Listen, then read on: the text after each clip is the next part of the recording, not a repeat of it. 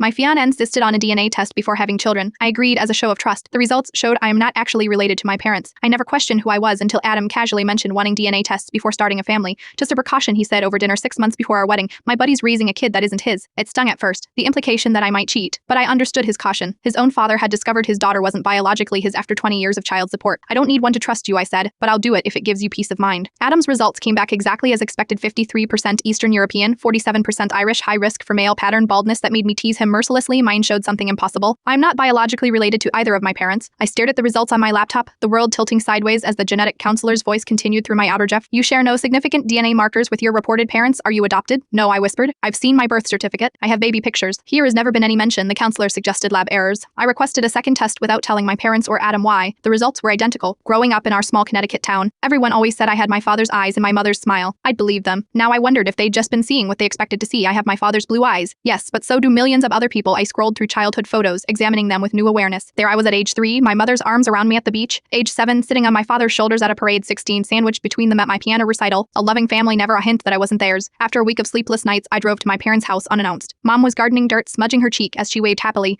Dad was grilling, the smell of charcoal and marinated chicken filling the backyard. So normal, so familiar. I need to ask you something, I said when we were seated at their patio table. My hands trembled as I placed the test results between us. I did a DNA test and it says we're not related. I need to know the truth. The silence was deafening. My mother's face drained of color. My father's hand froze with his water glass halfway to his mouth. Where did you get this? Mom finally whispered. Adam wanted one before we have kids. Is it true? Am I adopted? They exchanged a look I couldn't interpret. Fear, guilt, something deeper. You are not adopted, my father said slowly. But here is something we should have told you a long time ago. The story spilled out haltingly. A desperate young couple unable to conceive, a private fertility clinic offering cutting-edge treatments in 1992. The promise of a biological child carrying at least one parent's DNA. The doctor said he used your father's sperm, my mother explained, tears streaming down her face. But when you were 10, that clinic was investigated. The doctor he had used his own sample for dozens of families. My father reached for my hand. We learned the truth from a certified letter during the lawsuit, but we decided not to tell you. You were our daughter, DNA or not. We were afraid of hurting you. I have biological siblings, I asked. Mind reeling. 37 confirmed cases, my father answered quietly. Some families joined a support group. We chose to protect our family unit instead. I left their house with a folder of legal documents, news clippings about the disgraced doctor, and contact information for a half-sibling group I never knew existed. That night, Adam held me as I cried. Does this change things? I finally asked. Do you still want to marry me? He looked confused. Why wouldn't I? Because I am not who we thought I was. My medical history, my background, it's all different. You are exactly who you've always been, he said. The only difference is now you know more of your story. 2 months later, I attended my first half-sibling meetup. 7 women and 4 men with my eyes, my laugh, my oddly double-jointed thumbs. Strangers who share more DNA with me than the people who raised me. My wedding is in 3 weeks. My parents, because they are still my parents, will walk me down the aisle together. And at the reception, I'll have a special table for my new halves of these genetic mirrors, helping me understand parts of myself I never recognized before. Sometimes I wonder if Adam hadn't insisted on that DNA test, would I have lived my entire life